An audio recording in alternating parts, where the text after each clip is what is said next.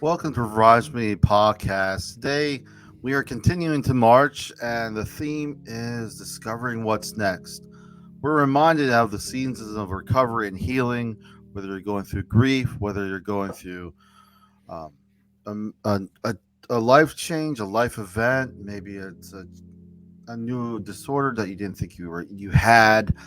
Family, people are not there anymore in your lives, broken relationships, these seasons. So you kind of wonder what is next. Today we have a new guest. His name is Ken Stearns. Is that correct? Stearns, or is it? That's perfect. That's Okay. perfect. I love I it. I usually do a bad job of pronouncing people's last names, but I do appreciate yours a little bit easier to say. But thank you for coming on the podcast, sharing your insight with us today, just being a part of this conversation. Thanks for having me on the show. Really appreciate it. No. And I love the warm up and I love the introduction that sets the tone. Yeah, I appreciate that. Thank you. I want to also say to those who are listening, a disclaimer. I always say this: if you're in a crisis, please seek appropriate professional help. In the United States or the states, others will say 988 is a suicide crisis lifeline. But when it comes to resources, when it comes to support, it's different for everyone. I do Mm. encourage you to find what resources are there. Working in the mental health field, I always don't like reinventing the wheel. So if something, keep doing it. That's positive. Obviously, I always say this. Ken, people say it better than me. I've probably quoted Viktor Frankl a lot because he was just monumental when I was, discovering a little bit more about myself. When we are no longer able to change the situation, we're challenged to change ourselves. What comes to mind when you hear this quote? Yeah, it's I when I read this, you'd sent this to me and I read it. I I kind of immediately went to my last years in corporate. Hmm. I mean, I hate to personalize it, but I guess that's what we do, right? Yeah. Um, I couldn't control that situation. It's Hmm. corporate life, and there is so much. You're asked to do so many things, but there's so much you can't control. Hmm. And I really felt at some point I was the one that needed to be fixed. Hmm. Right? It was the corporate machine was fine. That's Hmm. the way it works. Hmm. And it's still working. I left, and the machine is still running. Hmm. But the one that needed to be changed was myself. Hmm. And it's very humbling. Of at least even myself, I could say I had some successes working with people in my field, but also, it's also humbling how much I can't do, how much I, how much I, the people I do connect with. I am limited. I am human, and I realize Yes. if I don't take care of myself, and I have limits, but I felt, at least for me, when I understood what my limits are, I felt a little bit less bogged down. I felt like I could understand who I was a little bit better. If that makes sense. Yeah, So, absolutely. Absolutely. so I wanted to also kind of ask, you know, change is a lot of times we experienced change the last 3 years, especially those around the world with Mm, COVID and how we connect. We were really struggling connecting before. I think in some cases we're more so now. There's a lot of barriers, and when it comes to how we communicate, I'm asking. I didn't. I was just thinking how the conversation going. How have you been able to adjust, and how have you been able to look forward, not kind of, I guess, in a mm. way, freeze when it comes to this idea of discovering what's next? Because it's terrifying. It's one thing to change, but also be actively moving forward to something that you're not sure of. Oh yeah, I'm an expert in that. So, well, would you comment on that, if anything? Anything that Yeah. comes to mind when you're thinking about this idea of change and adjustment? Yeah. I mean, I was just talking to my sister this afternoon, and we were saying, we're talking about living and where you lived and how long you've lived. Mm-hmm. And we did the math. I just went back through my head and I said, oh my God, in the last 20 years, I've moved 10 times Mm-hmm. and I've lived in 5 countries. Mm-hmm. And I've been with 6 or 7 different corporations. Mm-hmm. Um, so for me, I think change is quite natural, and I'm Mm-hmm. in a state of change at time. But I think one of the things that helps me survive in that, because everything is moving around you, Robert. You're in change. You're the things you can feel and touch within your reach are changing. Mm-hmm. But when you look at the horizon, Mm. it's not moving. Yeah.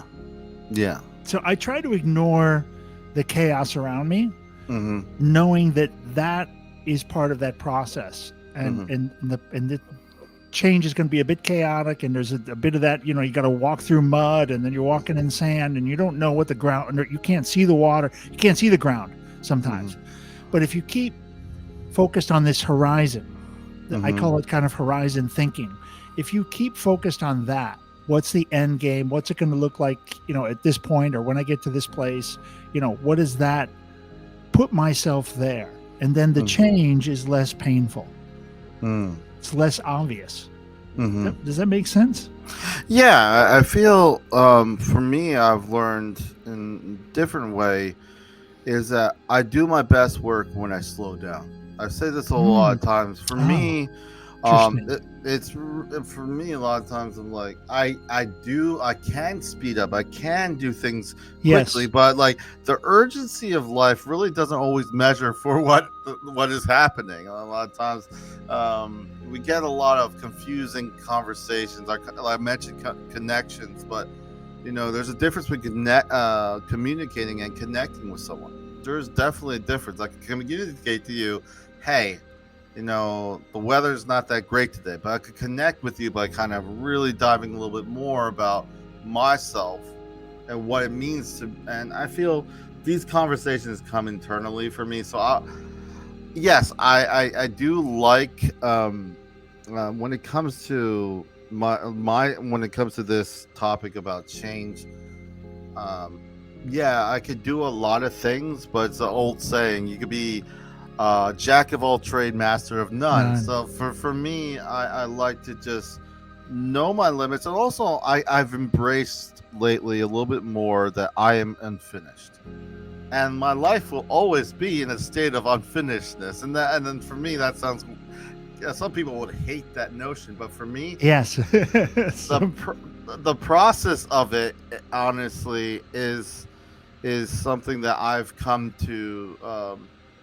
I don't have this sense of urgency to finish, because the idea is that the process is ever changing. Like you mentioned the horizon. For me, it's just slowing down, not slowing down my movement forward, but slowing down on the urgent, external influences of my urgency.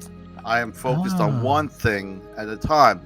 The fact of the matter is, I'm one person. I can help one thing at a time. So it's kind of a learning thing. I don't think I'm ever gonna I figured it out, but I feel like I'm getting better at it, and it's this step-by-step process for me. So. Interesting. I think it's very similar. This horizon look allows you to slow down your mind, or slow down in a way what's happening around you, because you're not influenced by it as much. In a funny way, I'm very seasick, right? So like when I went scuba diving, I would always have to look at the horizon when we're coming back on the boat. They say just stare at that. I will still go on the boat. I will still scuba diving, but I'm the first one off the boat. Tell you that. I'm the first one, because I don't. The rocking, the worst thing for me is going deep sea fishing, because I'm stuck on the boat. But at the same time, the horizon was the one center point that if I didn't take my Dramamine and I'm feeling sick, I would have to stare out at the horizon so I won't feel as sick. If that makes sense. Yeah. But, interesting. I wanted to different. I'm trying to think of the difference there. One, you're in control, and in a way, one you're not. Yeah. And I feel. I think. I guess in one way I'm thinking is when I was in the military, there's this old saying, "Embrace the suck." Right? Embrace the suck. The idea of that is, if I know something's gonna suck, sometimes we lie to ourselves. Yeah. If I'm helping someone, it's gonna be inconvenient. Let's just be Yes. honest. Helping people is work. I think sometimes we lie to ourselves, like I'm gonna help and have those moments where I'm high fiving myself. You can be energized, revigorated. I know I'm in the right field because if I feel someone is doing better, I don't need to be known that he's better. I'm just happy he's doing better. And Yes. I get energized. So I feel like I'm in the right place because of that notion. That's it.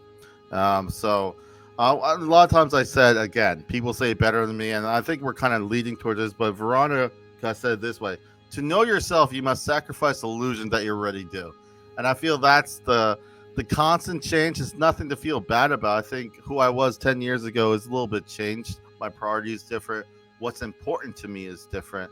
And I think that has allowed me to, I guess, value my time. Value. You're done. Yeah, yeah. If that makes sense. What comes to mind when you see this quote? Oh, see a new one. Okay, we got a new. I love this. Okay, to know yourself, you must sacrifice the illusion that you already do. Oh, Yeah. I also come back when I see it when I was read it before. I also come back to the part about the lying to yourself, Yeah. Yeah. because I think that's what it is. To know yourself Mm. is, I think it's maybe in a lie. Yeah. To know yours, to truly. Although I haven't said that. I feel like I know myself pretty well.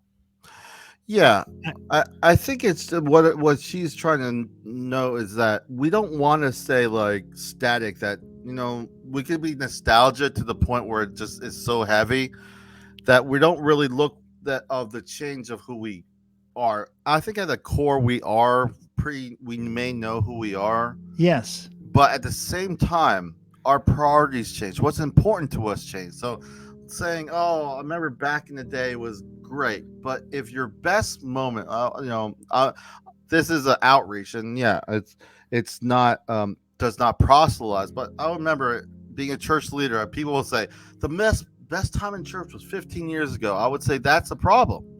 There's a problem that the 15 years ago was your best time. So the fact of the matter is, the worry, I think, this quote really, I think, stresses the idea of the constant change.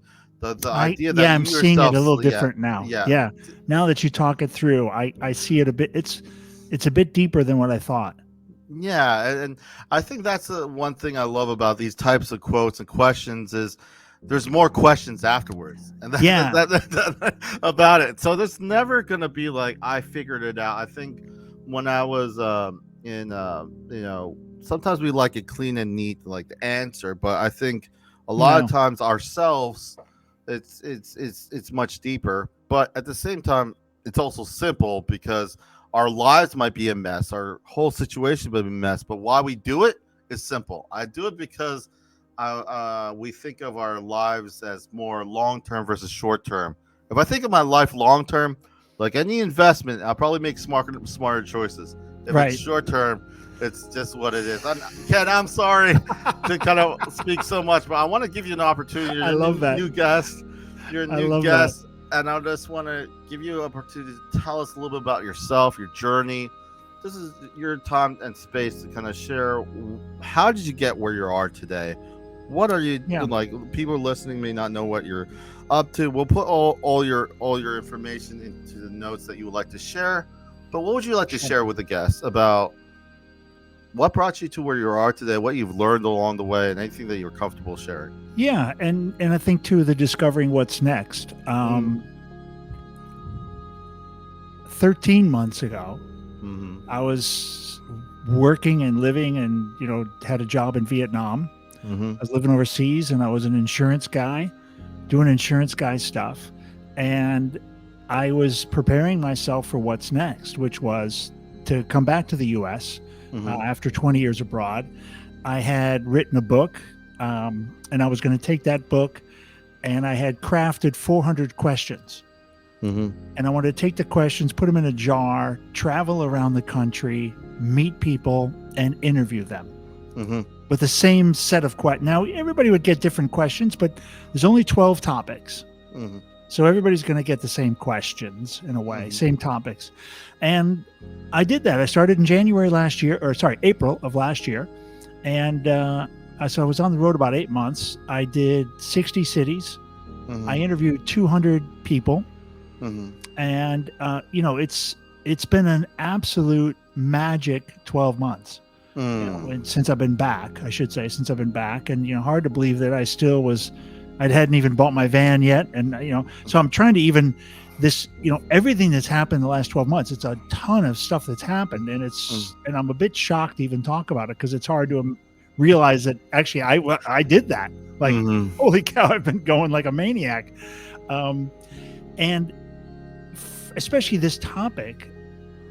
I really didn't know what was next. I knew I didn't want to stay in corporate. I knew I wanted out. And this is, how many years ago, 5 years ago. And I didn't know how to do that. I didn't know what it was going to look like. I really didn't know. There was so much unknown. But what I did was I started positive things. I had momentum in 3 or 4 things, and none of them really destination type stuff, but more just about something different in what I was doing and what I had become to prepare myself for what I'm calling now my third act, my third act in life. And it's fantastic. This has been an amazing journey. And I'm a grandfather, a father, so I'm a super lucky guy in that regard. I've ticked those boxes, and I had a great corporate career, and now I'm having a chance to really sit down and listen, doing a bit of what you're doing today, talking, sharing a bit of my own thoughts, and then also listening to people and hearing, what's the journey about? What's your journey? And the kind of crazy part is I don't know what's next. And I knew what was next 12 months ago. And even though I'm deep into this, I don't know what's next. People are asking, so what happens after the jar? I don't know. I don't know. And I'm okay with that. Yeah. I'm okay with the fact that it will come. There's another quote for you, maybe one you can use. I think it's a quote of different countries or different cultures have it, but basically the path will rise to meet you. Yeah. And that's what somebody said. Somebody asked me the question. I was like, I don't know. This is a weird thing. I'm just doing it, and I'm going to go, and I don't know what's going to happen. And they said, oh, that's an old Irish, thing. The path will rise to meet you. And it's like, oh, okay.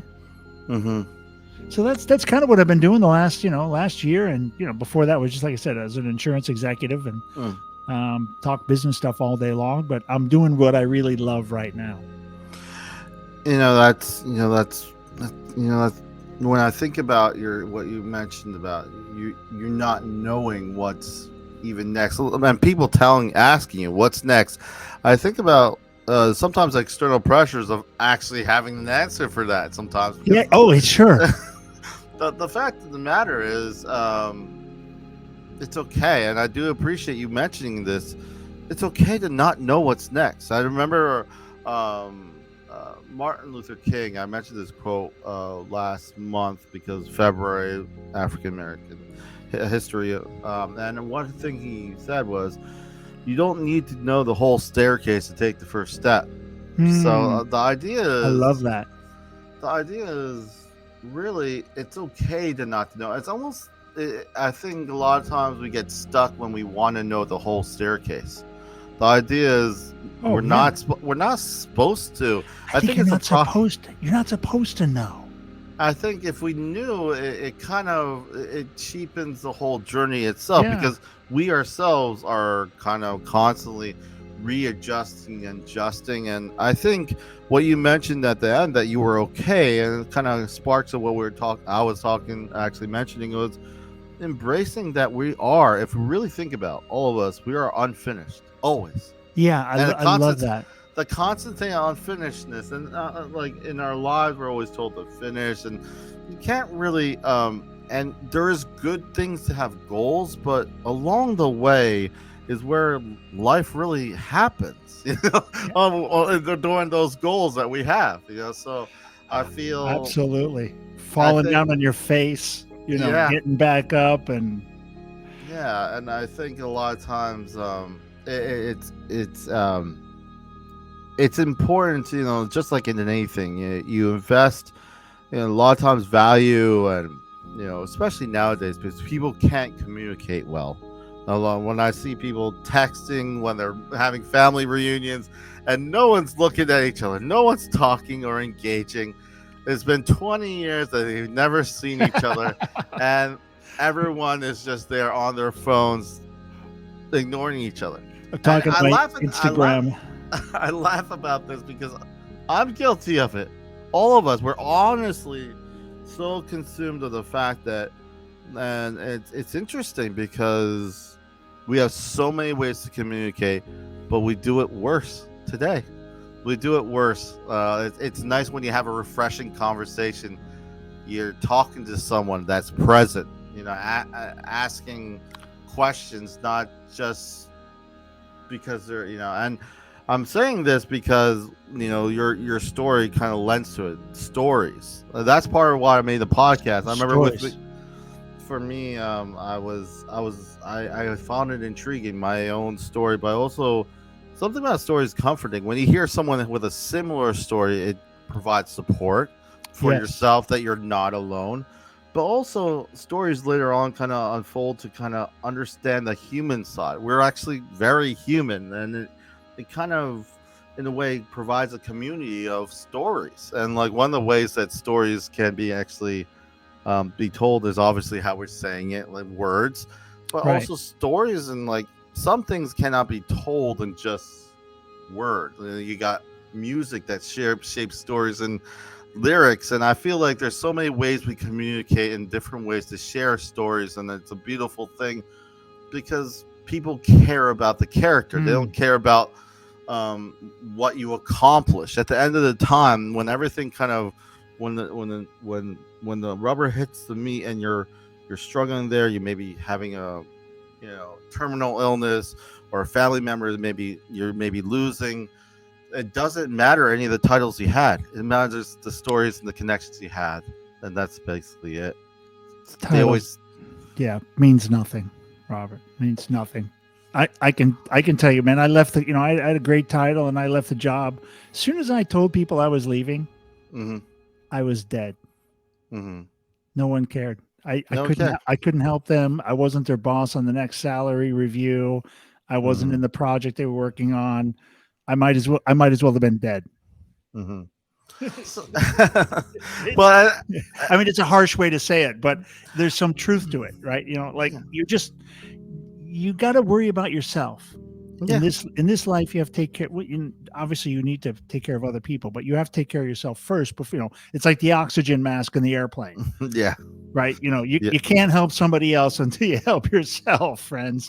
You got to be there for yourself first. And I think a lot of times, especially what I see, is it's easier to help someone else, and I'll say this, than to look at yourself in the mirror. It's hard. It's hard. So like a lot of people are saving the world, not saving themselves, and then you can't give what you don't have, if that makes sense. So yeah, of course you can't. Or if you do give something that you don't have, it's the person can feel it. Yeah, you're not really, Hey, so this is I realized I had this with me. Okay. And that's a jar of questions. Oh wow, jar of questions. A little afraid. So that's what you use whenever you speak to your 200 guests. You use So there's 444 questions. Should we pick a question? Now I get to pick one for you now. Yeah, sure. Why not? Let's just try it. Let me pick one for Robert. Let's see. Okay, I'll pull one out of the middle just so we know I'm not cheating. Who's the person who you admire most? I don't know if that's going to work. Okay. Who's the person I admire most? Because of how they treat people. So not the person you admire, but a person. So this instills some sort of you've seen it, or you maybe read about it, I guess is okay. Hmm. I'm trying to think of something a little bit more closer to home. Yeah. Um, um, Let me think. Man, you put me on the spot. Yeah. I hate, Yeah. I hate that I stumped you. No. It's. Um, I guess I'm gonna. Hmm. um, Okay, I'm gonna because of privacy. I'm not gonna say a person's name or anything, Okay. but Fair enough. for me, it's just. Um, I remember I was working and with someone who was really struggling, and I remember the person got, I'm in charge of them, and they started, um, using, substances, and I remember Hmm. I told the person, just, you know, I told them, I would have to, tell the people that and I don't know what's going to happen to you. You may have to, you may have to face consequences. And what I was interesting about the whole story, not to get in any details of it, was I was so humbled, and it sounds weird because why would you um, admire this person? I admired just how much that person trusted me, and I felt such a human side of this person. Everything I told this person to do without question, and it was one of the most humbling and honestly gut-wrenching things of how little I was, because I was there, right before the person was going to face what may happen to this individual. Okay. Yeah. And the reason that person knows that person's there is because of me. Sat there right next to me, and I was just there encouraging that person hours and upon hours. And I said at the end, not obviously, I'm trying to not to give away too much at all. I said, listen, this worked out well, but you know why? No, I said, this worked out well, but remember, I showed up. I'm here. I've been here this whole time. And it was just such I never felt some raw connection to anyone in my life. And you're like, why would that person be someone?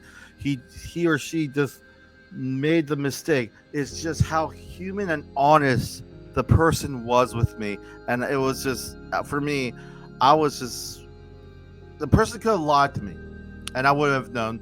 The person could have said, but the person faced. Wow. And I felt that was that was the strongest thing I've ever seen. That was amazing to even see that, because it was not, the person could be mad at me, and I understand everyone in society would say, I'll be mad at you because you put me in this situation. None of that. Person completely, utterly trusted me. I never felt that. And they knew they put you in that situation. Yeah, but at the same time, In a way, right? In a way, but I feel what I think that question when you ask me is a little bit confusing, because I see bits and parts of humanity.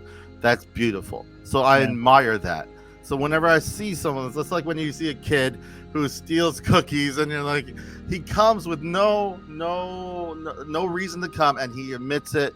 There's something beautiful about our honest truth of who we are, not how we're trying to let everyone to see us, but the honest reveal of our weaknesses, our and how we're just stumbling through, trying to do the best we can. I feel that's what I admire when I see people who demonstrate that. And everything in the society is saying, get angry, be mad, be resentful, and they don't. It's not your fault. Yeah. It's the other guy's fault. Yeah, exactly. And they choose something that is countercultural. And I found that admirable, because for me, it's a very hard. It's very hard. It's very seldom I see that, but it's one of the things that I've noticed to be one of the most inspiring things for me. It's why I don't need to be. I don't do well with positive affirmation. Tell you that much. Funny enough, the thing is, I feel acts of service works better for me because I just love just being there with someone, doing things. If you want to be someone who wants to get to know me better or make me feel appreciated, help me with something. That's it. A lot of times for me, it's not how much you know, it's the character that matters to me. And I know it didn't really answer your question, but that story in my mind kind of stood out, and it was confusing on what to pick. I could easily say Viktor Frankl just because of insight. I could say Nelson Mandela because some of the things he's done in South Africa. I could say certain parts of Dr. Martin Luther King. But I feel like it's all these pieces together that really inspire me because we're just human. We're doing the best we can. Yeah. So no, I love it's a great. It's interesting. It's a funny way to answer the question. You're right, because it is weird. It's really how that person treated you. And you're right. You know what I mean? And how they treated this situation in response to something that could have been very, very different. Yeah. Yeah, very good. That's a great story, actually. Yeah. So for me, it's not like, oh, this person scored. For me, it's more about the character, and I feel that shows a lot because people. That shows a lot of character. And I feel one person said to me, "Life is about playing a bad hand well." That's what.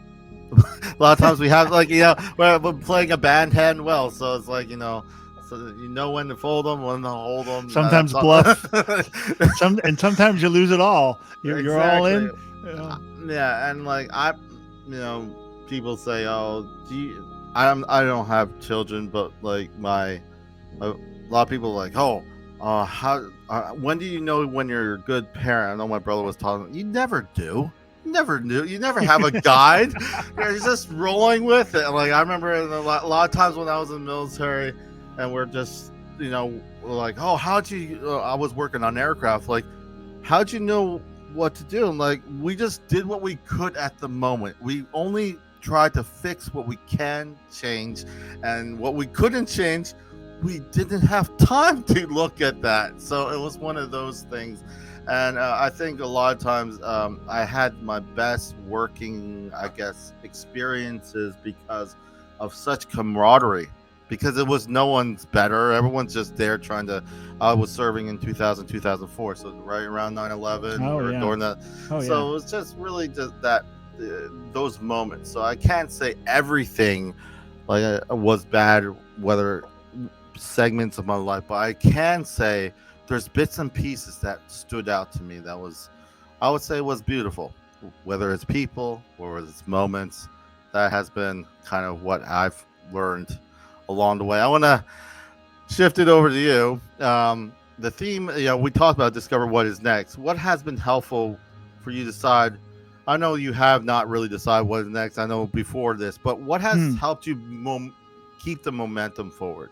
I think it's really inspiring that you embrace the fact you don't know what is next. You come to this podcast and it's like, what is next? And you're like, I don't know. And I appreciate that because that's honest, and I think that's healthy. So what has kept you moving forward in this, what you're doing today? Yeah, I think keeping momentum. Mm-hmm. I'm a big fan of momentum, and I think what'll help maybe uncover what's next as well. Mm-hmm. I think is continuing to, like you said, I'm a work in progress. Mm-hmm. I'm an absolute work in progress, and embracing that I'm going to learn enough from the people that I have left, mm-hmm. that I will find that next that next thing. And so I've taken some time off here. I'm taking a kind of a step back a bit. Mm-hmm. So, I was in execution mode, mm-hmm. and I was just nose down, go to the next city, see 4 people, go to the next city, see 4 people, get 4 episodes up, go to 4, up 4, up, down 4, up 4, and go to the next. And I was just 4, 4, 4, 4, 4 all my way, to 200. And then I woke up at 200 and said, holy cow, I got to take a step back. Mm-hmm. And because I need to see where I'm at. Yeah. So, it's a little bit of that roadmap. I had a roadmap, and I got on the trail, and I just went, and I hauled ass, and I never looked at the map, and I figured it was time to get pull my head up out of the weeds and take a look around. And so I think not knowing what's next in my case, but I need to be cognizant of that as well, Robert. I have to be aware that I don't know, and I should try to, I didn't say manifest, because I don't have that vision of something to manifest, right? So normally, if you have you have something to manifest, that's okay, that helps. But if you don't, it's tricky, and I could end up. I mean, I could end up circling around, right? There is a danger that I don't find solid footing, and I get soupy, and I get lost. And I think I have to be cognizant of that. There should be a what's next in my vision, in my mapping. I mean, I go back to my notes. I have all kinds of notes. When I'm 60, I'll be doing this. When I'm 65, here's my vision. Here's my mapping. I'll be living like this, doing this, working. And all of that has gone to crap with this new vision, with what I'm doing, actually. Yeah. Stuff that I wrote for 20 years has all gone to mush because I'm in a van driving around the country. I don't have a house. I don't have, I've completely tossed away all of these things that you gather along the way as kind of trophies. So I am a little bit on soft ground, and I have to be careful to make sure I keep my eyes on that horizon, even though I don't know exactly what world I'm staring at. I think that taking a pause and measuring what works and what didn't is wise. I think it's not, when I say it's okay to not know what's next, is that it's part of the process. You're not going to know every step, but it is also a part of the process to kind of see what worked and make adjustments along the way. I think great point. In my when I started, it's funny. When I started, I actually did events where I'm around in Florida, in churches, to kind of have people share their stories and music and all that stuff. And then 2019, some people who have been listening that long know that I started my first podcast just because I wasn't really sure. I had a gaming headset. I had nothing really going on, but I'm like, you know what? I stopped looking at other people, because one thing about podcasting that's pretty funny is that there's always that one person that says, "Oh, you just need this equipment or that equipment." No, you don't. No, I don't. No, you don't. No, I don't. The fact is, I wanted consistency. I wanted stories to be shared. I remember at first it was my stories of recovery. I remember that was what my first segment was. Really, I just didn't have the monthly theme until I realized that I wanted to differentiate and include more people. So I wanted different themes for each month. And then you just kind of adjust, and that's what I've learned. The thing is, rest is funny because people will look at me like, "Rob, you work, you have this very stressful job at work, and then you come home and you do this." I'm like, rest looks differently. I feel empowered by doing this kind of stuff. I have my own hobbies. It's just something that provides rest in a different way. Obviously, I could sleep and I could do all this, but someone tell me, "Oh, don't do that," limiting myself. The generalization of human beings is, I feel, one of the big missteps. For me, I know me. Don't let other people tell you who you what are. you should be. You need rest. No, actually, no, I don't. I feel pretty good. You may need, obviously we all need rest, but not in the way that the person is. There's always kind of this, you need to slow down. Well, I may slow down to kind of measure what's going on. I'm not going to slow down so because it's going to help me rest. I feel a lot of times it's going to still be in our head. It's like the pink elephant. Don't think about the pink elephant. We're going to think about the pink elephant. so I can't get out of my head now. But with that being said, I want to ask you, as we wrap up, any final thoughts you would like to share those listening? I want to also share those who are listening to that. Sure. All the everything you can find about Ken and what he's doing will be in the notes. But go ahead, Ken. Anything you want to share as a final thought? just share a couple of thoughts. One of the biggest things that comes from, because I ask guests this all the time, right? So I've asked 200 people, give some final thoughts, and whether it's a message to somebody, sometimes it's a message to a person, or it's some thoughts for the audience or just themselves, because it's a recorded session. What do you want to tell yourself when you listen to this in 10 years? So I give some different prompts, like this, I love your prompt. The one comment that comes up so often is to tell people you're not alone, which you said it earlier, and I loved it. I love it when people say that, because you're not alone. I mean, this is it. So many people are going through difficult times and struggling, and they feel they're alone. And, we are alone in our thoughts a lot of times. And the stuff, the powerful thing in between our ears is also a monster. And, we've got to learn to tame it a little bit and put it in its place and talk to it and learn how to talk to ourselves. And we got to have those good, so find good, healthy messages for your mind. Know that you're not alone. And if you are going through shit, it will pass. Yeah. This too shall pass. It's a real thing. Yeah. And I've heard it from so many guests who have been in some dark, dark places. You're good enough, and you're good enough. You are good enough, man. You're here, you're alive, you're good enough. Can you get better? Yeah, we all can get better. We're, like you said, we're both work in progress, so we can get better, sure. But I'm good enough as I am right now. I'm pretty good. So just know you're not alone, and the tough times will pass, and you are good enough, and there are people that care. Somewhere out there's people that care, as much as you may think there are. And to also just piggyback, I just want to share that give yourself a little bit of grace. If it's a 10-year problem, don't think it's going to be fixed tomorrow. Don't get reachable goals. No one's you're the one who's going to be living that life. I used to say, and I kind of lean towards this. I know not every scenario is like this, but siblings don't make great parents. I'll just say that right now.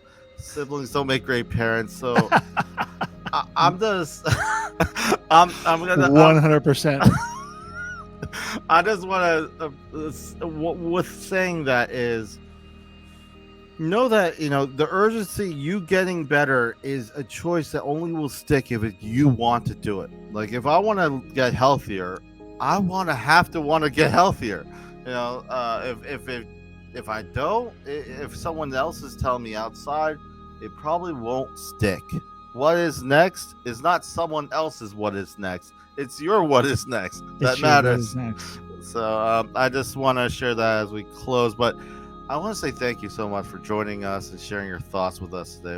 It's been great. Robert, thanks for having us. Great conversation. Great, and I love what you're doing here. It's a great format. I love the style. It's great work. I think you're doing great stuff. Thank you so much, Ken. And I'm sure there's people who are touched. And I just, for me, it's continuing the conversation. Whenever I feel obviously, you have moments, I have moments where I feel like, I could have said it differently. But for me, I never nitpick, because it's a natural conversation for myself. We're our worst critics. What always motivates me, and we talk about motivates, is continuing the conversation. One thing I always kind of motivate me with this whole Revive Ministries podcast is these conversations are not happening enough. That's what it comes down to. I 100% agree. I mean, that's one thing that I have learned. I was not this person. I was this person in a very weird way, but nothing like I am now.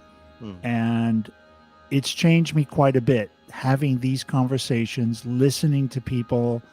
Like you said, people don't listen to each other anymore. And I've spent a year of listening. And it's had a profound impact on me. Even my attitude, my energy level, like I'm probably at a different frequency than I was. Yeah. Even if that's a thing. Well, at the same time, I do feel like we're social beings, whether you're introvert or not. We have to connect in one way or another. So I do relate. I do agree with that. I want to also say, as we wrap up, remember to stay updated with all things Revive Ministries through the various platforms. ReviveMinistriesFL.com is our website. We're on Facebook and Instagram and other things, but really, the website is the best hub. You can find us. This is Goodbye from Revive Ministries Podcast, leaving with the last quote from Martin Luther King Jr. If you can't fly, then run. If you can't run, then walk. If you can't walk, then crawl. But whatever you do, keep moving forward. forward.